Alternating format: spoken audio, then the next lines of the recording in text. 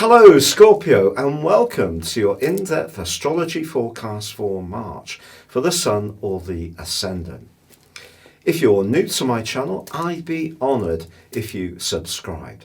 This month begins with the Sun and Mercury in the sign of Pisces, a water sign like yours, sharing your water triplicity. But Mercury is in retrograde, so if there has been some stop-starts around some creative ideas you've had, it wouldn't be an entire surprise. Now it is going to be reversing on the 4th into the sign of Aquarius, which is to do with your home, family, and more personal considerations. You could find yourself, therefore, through this Mercury journey of this month, just stepping back inside yourself somewhat and just taking some time out to think about some of your more lively strands in your situation, which I know sounds a bit of a contradiction, but on the 5th, there are two really important events for you personally. First up, the Sun goes into a conjunction with Neptune, also in Pisces. This lovely combination lasts through to the 12th, and it can see you really heightening your awareness around where you do want to show your creativity, where you do want to embrace life's pleasures. It's just through the prism of Mercury's retrograde in your 4th house, you're going to think very carefully about how it works for you at a more emotional level, I feel. But Mercury is about detachment, so this thinking may just see you wanting to close out a little bit, be a bit quieter, but you could definitely go and see a play or a film with the Sun merging with Neptune. You could go on a first date and it could prove to be absolutely wonderful, because the other thing that happens on the 5th, Scorpio, is that Venus, the planet of love and affection, moves into your opposite sign of Taurus, which it governs, but it immediately goes into a conjunction with Uranus. So also from the 5th to the 12th, there is an opportunity to have a surprise connection with someone that just comes out of the ether that can really get your pulse racing. You could definitely find a really charismatic connection to someone during this group of days.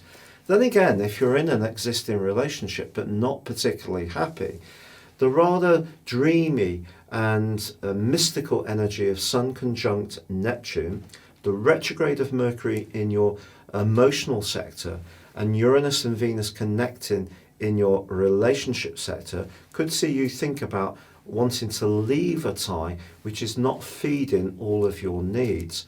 And if one of them is you don't feel very stimulated, that's going to come from the energy of Uranus. Now also on the 9th we have a full moon. Now this full moon occurs in the sign of Virgo, which for you is about friendship, whereas the Sun is in your sector of self-expression. You may find yourself in the following 2 weeks have to juggle your time somewhat between what you need to do for you and where you want to commit to others, and that could also be a personal partnership. So if a relationship isn't going quite as you want, it may be something you really carefully consider on the back of this particular full moon, particularly in the first week, but perhaps too in week 2 as well. But also, this full moon combines with your modern ruler of Pluto and Jupiter, the planet of growth, which are now aligning right through to the end of the month and the 9th in your sector of everyday thinking. Your passions are going to be really switched on by this, particularly your intellectual and mental drives. You're going to feel livelier. If you felt a bit blocked or inhibited, or you've had some health issues around moving around over the last couple of years, it wouldn't be a surprise. Or perhaps the more direct part of your nature, which some people can perceive as being a bit blunt at times, has got you into situations where people have challenged that. That's all come through the prism of Saturn. But Saturn is moving away. It's speeding up. It's escaping from this sector. And on the 22nd of this month, it arrives in the sign of Aquarius. But if we just wind back a little bit, on the 10th, Mercury goes forwards. On the 16th, it returns to Pisces. So you move out of this period where you're really intensely considering a very personal situation, and then it gets much speedier, your sense of humour switches on, and by the 29th, when it comes out of shadow, you're really on top form. Also, Mercury is going to be forging a brilliant alliance with Uranus in the last week of this month, which can see you flirting, interacting, really having a great spark, whether it's about an idea that really enriches you or it is about someone you're drawn to in a more attractive way. However, on the 20th, we do have the first point of Aries, the vernal equinox. It's the start of the Western tropical year, the Western tropical astrological year. For you, this is about health, it's about organisation, it's about fitness, it's about your work. But the sun does combine with the comet, the wounded healer, Chiron. So if there's something that has been out of kilter, this is a fine time to be correcting it. Then on the 22nd, Saturn pitches up in Aquarius, where it is through to the end of June. It does go back into to Capricorn, and it will be re-emerging into Aquarius on the 14th of December.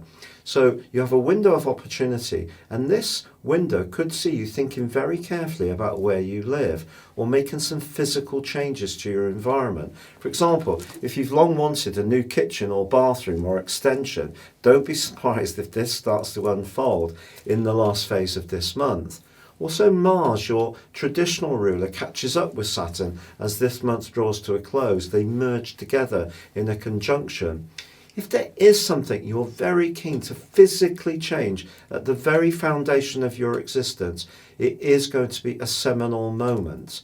But the new moon, which occurs on the 24th, also combines with Uranus. So if you are wanting to recreate your everyday physical reality, it's probable that you'll need to cooperate with others, and doing so with a spirit of open-mindedness, especially to new ways of approaching old problems, can be very beneficial for you. Although Uranus, the planet of surprises and the planet of innovation, is exalted in your sign, ironically, the sign of Scorpio has a fixed quality. Therefore, you tend to stick with what you know. You don't easily make changes. But I think change is coming to you this month, Scorpio, but it's not coming through the restrictive energies of Saturn in Capricorn, which is all about your body, moving around, your ideas, conversation, perhaps frustrations with neighbours or even siblings. It's now moving into the heart zone. It's moving into your emotions. And yes, it may test you, but it's also pushing you to clarify what you really want at the very base of your existence. So it's an enormously exciting month, and Jupiter combining with Pluto can be very fortunate for you. So where you may have felt that other people were closed to your ideas in the last couple of years, now people can seem really persuaded by what you have to say. So if you write a blog, you work in technology, you have a job which requires you to be quite active, you're really going to come into your own. It can be a fabulous rebirth that's coming your way this month around your health, your fitness, the way that you organise your situation and your life. But there can also be some surprises, delightful surprises from a romantic viewpoint too. If you'd like to ascend above your zodiac sign and understand serious personal astrology, why not order your character analysis and 12-month forecast by clicking the link beneath this video. You can get 30% off, or you can choose to have a one-to-one personal consultation with me. But for now, good luck and goodbye.